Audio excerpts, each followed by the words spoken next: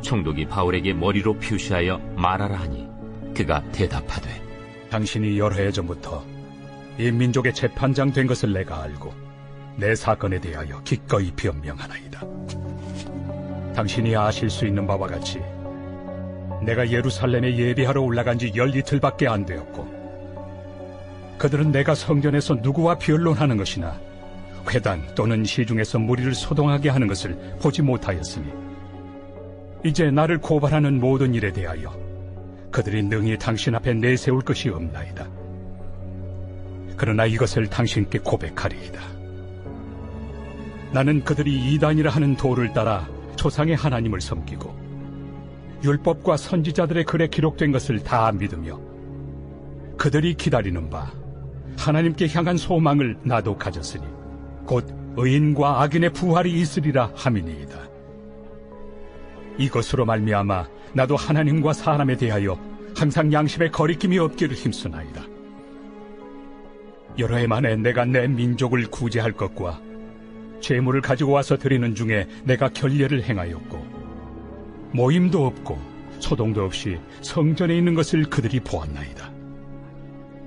그러나 아시아로부터 온 어떤 유대인들이 있었으니 그들이 만일 나를 반대할 사건이 있으면 마땅히 당신 앞에 와서 고발하였을 것이요 그렇지 않으면 이 사람들이 내가 공회 앞에 섰을 때 무슨 옳지 않은 것을 보았는가 말하라 하소서. 오직 내가 그들 가운데 서서 외치기를 내가 죽은 자의 부활에 대하여 오늘 너희 앞에 신문을 받는다고 한 이 한 소리만 있을 따름이니이다. 벨릭스가 이 도에 관한 것을 더 자세히 아는 고로 연기하여 이르되 천부장 루시아가 내려오거든 너희 일을 처결하리라. 백부장에게 명하여 바울을 지키되 자유를 주고 그의 친구들이 그를 돌보아 주는 것을 금하지 말라 하니라. 북미 아메리카 인디언들은 대대로 상형 문자를 사용했는데요. 제가 한 번은 아주 흥미로운 상형 문자를 보게 된 거예요. 그러니까 이 사람들이 사람의 마음을 그림으로 표현한 게 있는데 이상하게도 어린아이의 마음은 세모로 그려놓고 어른의 마음은 달걀 형태의 둥근 마음으로 표현하는 거죠. 그래서 학자들이 이걸 보고 도대체 이게 무슨 뜻이냐 이걸 여러 방법으로 해석했는데 그러다가 드디어 뜻을 알게 됐거든요. 근데 뭔지 아십니까? 뜻이? 기가 막혀요. 바로 이게 죄를 짓고 난 다음에 그 죄에 대해서 느끼는 어른의 마음과 아이가 느끼는 감정을 상형 문자로 표현한 겁니다. 말하자면 이런 거죠. 자, 어린아이의 마음은 세모로 표현했어요. 이게 무슨 뜻이냐? 아이들의 양심은 세모꽃처럼 날카로워서 죄를 짓고 나면 그 양심이 아이의 마음을 찌르는 거예요. 콱콱 찌르는 거죠. 그래서 그게 너무 아프니까 아이들은 빨리 죄를 뉘우치고 죄에서 돌이키는 거예요. 그런데 반면에 어른의 마음은 둥글게 표현했어요. 그럼 이게 무슨 뜻이냐? 사람이 나이 먹으면서 어른이 되어갈수록 양심의 날카로움이 무뎌지는 거예요. 그러면 이제 죄를 지어도 더 이상 양심에 찔려서 아프지를 않은 거예요. 그러니 어른이 될수록 죄를 더 짓게 되고 돌이키는 게 안 된다는 겁니다. 그런데 인디언들이 양심이 마비된 어른의 마음을 둥근 마음으로 표현한 거예요. 기가 막히지 않습니까? 그러니까 고대인들이 결코 우리보다 열등하지 않았던 거예요. 그냥 정보가 부족했을 뿐이에요. 그런데 여기서 인디언들이 우리에게 주는 교훈이 뭐냐? 바로 이게 연륜의 딜레마예요. 나이가 들면 경험이 쌓이고 원숙해지는 긍정적인 측면이 분명히 있습니다. 그러나 동시에 나이가 들면서 우리 양심이 자꾸 무뎌지고 뻔뻔해지는 거예요. 여러분 그렇지 않습니까? 우리가 어릴 땐 부모님 지갑에서 500원짜리 동전 하나만 꺼내도 이게 들킬까봐 두렵고 그리고 어머니가 500원짜리 어디 갔냐? 라고 했을 때 아이들이 혼나지 않으려고 못 받는데요 라고 거짓말을 하거든요. 근데 거짓말하고 나서 그 죄책감이 마음을 그렇게 찌르는 거예요. 너무 아파요. 그런데 어른이 되면요. 이제 몇 백만 원, 수천만 원도 훔칠 수 있는 대담한 마음이 생기고 더 이상 그것 때문에 아프지 않은 거예요. 죄를 지은 걸 굉장히 빨리 잊어버려요. 근데 이게 우리 몸의 굳은 살과 같은데요. 여러분 몸의 특정한 부위에 충격이나 마찰이 반복적으로 가해지면 우리 몸이 스스로를 보호하기 위해서 굳은 살이라는 경계를 만들어요. 마찬가지로 우리 마음도 죄를 짓고 양심이 이제 우리 마음을 찌르면 그게 너무 아프고 고통스럽거든요. 그러면 결국 마음이 두 가지 중 하나의 결단을 하게 되는데 그 하나가 회개이고 또 하나가 합리화라는 굳은 살을 만드는 거예요. 예를 들어서 뇌물을 받을 때 처음엔 양심에 찔려가지고 너무 괴로워요. 그게 아프다는 거죠. 그럼 나중에 그 아픔을 잊기 위해서 어떤 방식을 채택하냐? 뇌물의 이름을 관행이라고 살짝 이름을 고치는 거예요. 그리고 다른 사람도 다 봤는데 뭐가 문제냐고 하면서 내가 나를 설득하는 거예요. 이게 합리화거든요. 이게 바로 양심의 굳은 살이에요. 합리화가. 그런데 이 합리화라는 마음의 굳은 살은 어린아이 마음에 없어요. 이건 많이 배우고 경험이 많은 어른들 마음에만 있는 굳은 살이에요. 여러분, 우리가 생물학적으로 나이를 먹는다는 건 막을 수가 없죠. 여러분, 늙어가는 건 죄가 아닙니다. 그러나 육신의 나이가 먹는다고 양심도 늙고 약해지는 거 아닙니다. 오늘 내 양심이 마비된 걸 말하면서 어른이 되면 다 그런 거야라고 말하는 거, 그게 바로 합리화예요. 여러분, 왠지 아십니까? 여러분, 아직 한국교회가 소망이 있는 이유가 뭐냐면 알려지지는 않았으나 수많은 목사님들이, 수많은 장로님들, 권사님들, 집사님들이 여전히 죄에 대해서 두려워하고 작은 죄를 지어도 아파하는 양심이 어린아이처럼 보존된 분들이 진짜 많거든요. 여러분, 많아요. 그런데 나이를 먹어도 양심이 살아있었던 사람 중에 하나가 누구냐? 그게 바로 사도 바울이었어요. 나이를 먹어도 그의 양심은 어린아이 같았다라는 거죠. 여러분, 오늘 그가 총독 펠릭스 앞에 섰어요. 그리고 자기를 변호하는데 이때 24장 15절 16절에서 하는 말이 뭡니까? 이렇게 말합니다. 그들이 기다린 바 하나님께 향한 소망을 나도 가졌으니 곧 의인과 악인의 부활이 있으리라 함이니이다. 이것으로 말미암아 나도 하나님과 사람에 대하여 항상 양심에 거리낌이 없기를 힘쓰나이다 라고 했어요. 여기서 바울이 양심이라는 단어를 쓰는데 이게 처음 하는 말이 아니에요. 사도행전 23장 1절에 보면 그는 펠릭스의 법정에 나오기 전에 사내들인 공회에서 먼저 재판을 받았는데 그때도 그가 양심을 이야기합니다. 이렇게 말하죠. 바울이 공회를 주목하여 이르되 여러분 형제들아, 오늘까지 나는 범사의 양심을 따라 하나님을 섬겼노라 하거늘 이라고 해요. 그런데 사도 바울에게 있어서 이 양심이라는 게 얼마나 중요한지 아십니까? 사도 바울은 자신이 기록한 신약 성경의 서신서에서 최소한 7번 이상 바른 양심을 강조했고요. 신약 성경 전체를 놓고 보면 바울이 양심에 관해서 23번이나 강조합니다. 그런데 이건 다른 사도들과 비교했을 때 압도적으로 많은 언급이거든요. 이런 점을 보면 바울에게 있어서 깨끗한 양심을 가지고 그 양심대로 사는 일이 굉장히 중요했다는 거죠. 그럼 중요한 게 도대체 이 양심이 뭡니까? 양심이 뭐길래 바울이 이렇게 강조하고 중요하게 생각하는가? 그래서 오늘은 이 양심을 강조하게 된 사건의 배경을 좀 먼저 봐야 되는데요. 지금 우리가 읽는 본문의 상황은 바울과 유대인들 사이에 이 법적인 공방이 벌어지고 있는 상황이거든요. 그런데 이게 지금 바울에게 굉장히 위기예요. 왜 그런가? 여기서 먼저 유대인들이 바울을 고소한 내용을 좀 봐야 되는데 이게 크게 세 가지거든요. 첫째는 개인적인 것, 둘째는 정치적인 것, 그리고 세 번째가 종교적인 것이었는데 고소 내용을 간략하게 소개하면 이렇습니다. 일단 24장 5절에 더둘로가 이렇게 말합니다.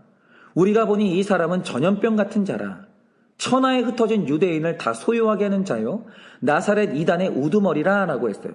근데 여기서 나오는 첫 번째 고소 내용이 뭡니까?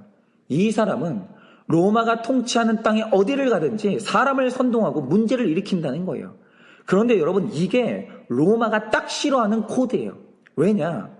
로마는 제국의 정치적 안정을 가장 우선순위에 두고 있었기 때문에 일단 누군가가 사람을 선동하고 시끄럽게 한다. 그 사람은 제거 대상이에요. 그런데 더둘로가 이 포인트를 정확하게 알아요.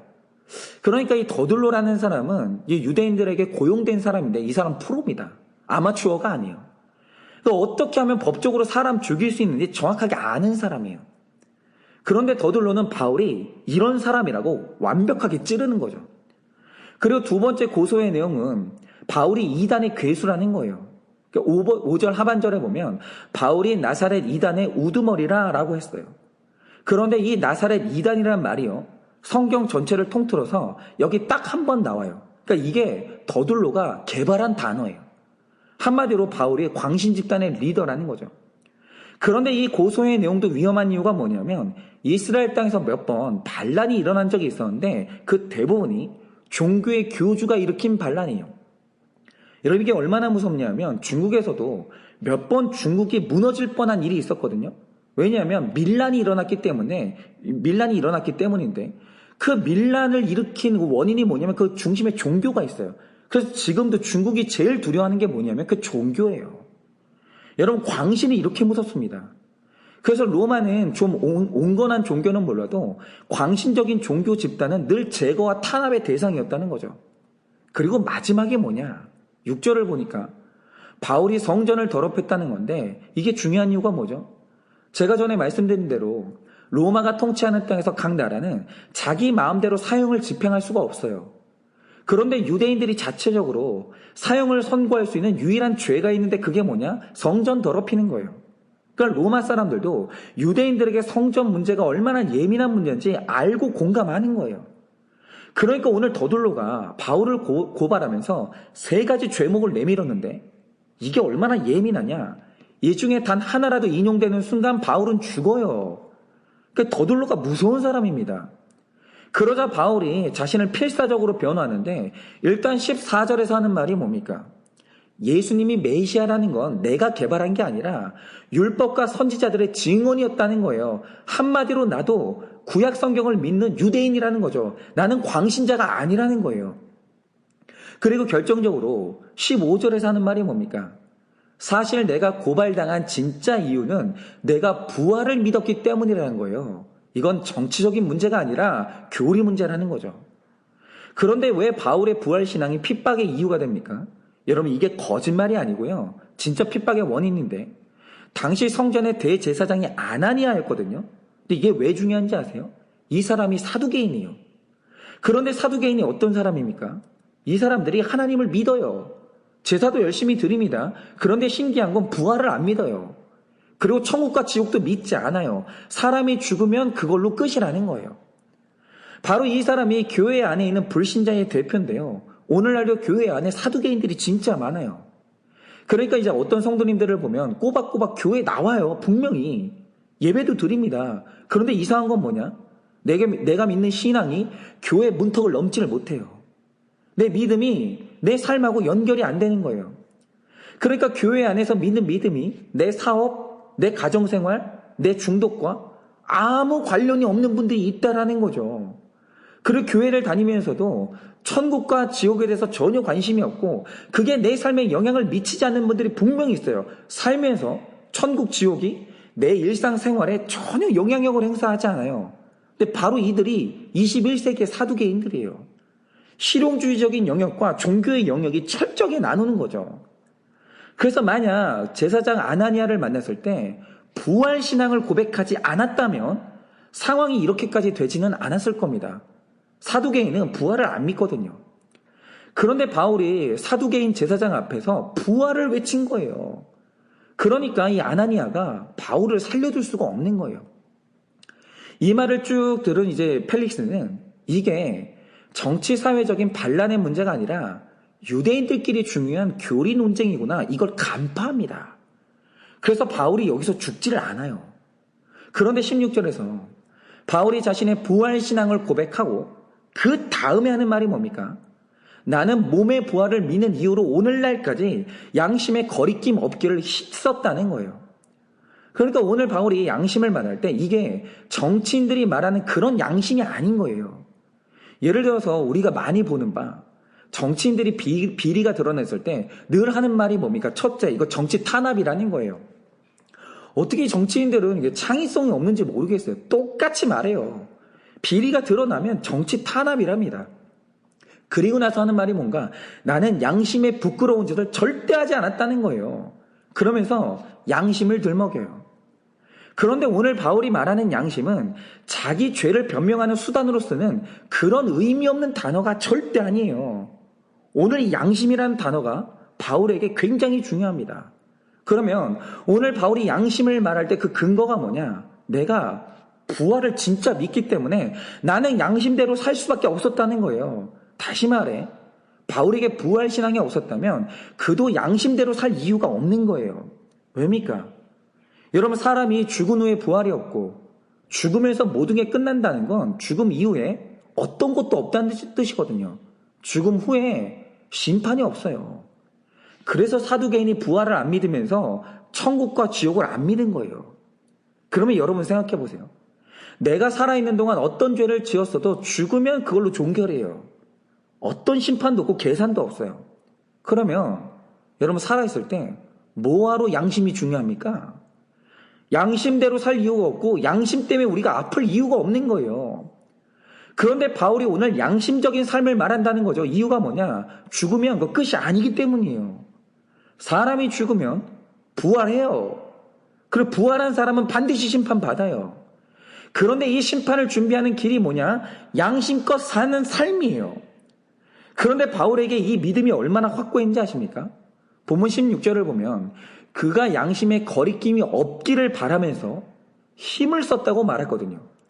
그런데 여기서 힘썼다는 말의 헬라어가 아스케오라는 단어인데 이 말의 어감이 뭔지 아십니까? 우리 일반인들이 운동을 하면 그냥 살 빼려고 건강하기 위해서 운동하잖아요. 그런데 국가대표 운동선수들의 운동은 건강하기 위해서 하는 운동이 아니에요. 제가 얼마 전에 도쿄 올림픽에서 이 체조에서 금메달을 딴 신재환 선수의 인터뷰를 봤는데 그분들이 하는 운동의 수준이 뭔지 아십니까? 이 도마가 도움 닫기를 한 다음에 점프를 해서 공중에서 회전을 하고 땅에 착지하잖아요. 그런데 땅에 착지할 때 그 하중이 얼마나 센지 착지하는 순간 무릎이 뒤틀려서 장애인이 될 수도 있다는 거예요. 언제나 그 공포 속에서 점프하고 착지를 하는 거예요. 그런데 여러분, 그들이 애쓰면서 하는 운동의 수준은 건강하려고 하는 운동이 아니라는 거죠. 프로들이 하는 운동은 내 몸의 한계를 넘어서서 수명을 단축시키는 운동이고 날마다 내 몸에 이 연골이 닳아버리는 운동이에요. 그런데 바로 이런 운동이 오늘 말씀의 아스케오, 즉 힘쓴다는 말의 뜻이에요. 그런데 여러분, 그 운동선수들이 이렇게까지 힘쓰는 이유가 뭡니까? 내 인생에 올림픽이라는 심판의 날이 있고 그 날에 반드시 따야 될 금메달이 있기 때문이에요. 그래서 오늘 내 연골이 닳아서 사라지고 내 무릎이 뒤틀릴지라도 혹시 장애인이 될지도 모르는 그 두려움에도 불구하고 힘써서 운동하는 거예요. 여러분, 마찬가지로 바울이 양심대로 사는 거 진짜 힘듭니다. 너무 힘들었어요. 그래서 내 양심에 따라서 복음을 전할 때마다 여러분 그의 생명이 위협을 받았습니다. 그런데 그는 절대로 무너지지 않고 양심에 힘쓰며 살았거든요. 그래서 사도 바울이 이렇게 양심껏 산 이유가 뭡니까? 모든 사람은 죽은 후에 부활하고 부활한 인간에게는 심판이 있다는 걸 믿었거든요. 그런데 이날 바울은 내 양심을 증명하고 하나님께 충성된 종이라는 칭찬을 받아야 되는 거예요. 그 심판의 날에. 이 믿음이 너무 확실했기 때문에 양심껏 사는 삶에 내 목숨이 위태로울지라도 엄청난 힘을 쏟았던 거예요. 그래서 제가 계속 말씀드리지만 사람은 종말론이 확실해야 돼요. 바울처럼 이 부활도 안 믿어지고 심판도 안 믿어지면 죄인인 우리 안에서 양심껏 살 수 있는 힘이 절대로 안 나요. 여러분, 우리 안에서 양심껏 사는 힘은 오직 하나, 부활도 있고 심판도 있다는 이 믿음이 있어야만 양심대로 사는 게 가능해져요. 제가 단언하건대 부활과 심판을 무시하는 사람치고 양심껏 살 수 있는 사람 절대로 없습니다. 절대로. 그래서 여러분이 어디에 몸담고 있든지 그것이 부활을 부정하면 그거 죽은 종교고 이단이에요. 거기서 나오셔야 됩니다. 여러분, 청결한 양심은 강한 도덕심의 결론이 아니에요. 살아있는 양심은 하나님 말씀을 온전히 믿는 그 믿음의 결과예요. 그래서 디모데전서 1장 19절에 어떤 말씀이 있는지 아십니까? 바울이 이렇게 말합니다. 믿음과 착한 양심을 가지라. 어떤 이들은 양심을 버렸고 그 믿음에 관하여서는 파선하였느니라 라고 해요. 뭐죠? 지금 바울은 이 믿음과 양심을 이 연동시키고 있는 거예요. 하나라도 연결되지 않으면 다 파괴되는 거죠. 여러분, 믿음이 없잖아요. 양심 없는 거예요. 그럴 수가 없어요. 믿음이 굳건해야 양심껏 사는 힘이 생기는 겁니다. 그래서 믿음이 거짓되면 그 양심에 거짓이 반드시 들어와요. 반드시. 그래서 오늘 우리가 반드시 점검해야 될 건 양심 먼저 챙기는 게 아니라 내가 부활도 믿고 심판도 믿는지 내 믿음을 스스로 점검해야 돼요. 그래야 양심대로 살 수 있어요. 내 믿음이 바로 서야 거기서 양심의 힘이 나오는 겁니다. 그런데 이것만큼 중요한 두 번째 사실이 있어요. 그게 뭐냐? 양심은 도덕의 문제가 아니라 기준의 문제라는 거예요. 제가 어떤 분들을 만나보면 다들 자기가 양심대로 살았다라고 주장해요. 나 양심대로 살았다라는 거죠. 근데 문제는 내가 주장하는 양심의 기준이 말씀과 일치하지 않으면 아무 소용없다는 거예요. 예를 들어서 여러분 북한 주민들을 보면요. 양심을 따라서 김정은 장군님한테 얼마나 충성하는지 모릅니다. 그래서 그들이요. 장군님의 초상화가 더럽혀지면 그것 때문에 안타까워서 우는 그런 사람들이 북한 사람들이에요. 여러분 그들이 자기 양심에 힘써 살아요. 양심껏 살아요. 그런데 하나 여쭤볼게요. 이 김정은 장군님을 섬기는 이 양심이 맞는 양심입니까? 아닌 거 아시죠? 여러분 아무리 양심을 말해도 이 기준 잘못되면 그 양심은 아무 소용이 없는 거예요. 여러분 오늘 바울이 내가 양심껏 살았다고 외치는데 이 양심은 말씀이라는 기준이 확실했던 겁니다. 즉 양심이란 뭐냐?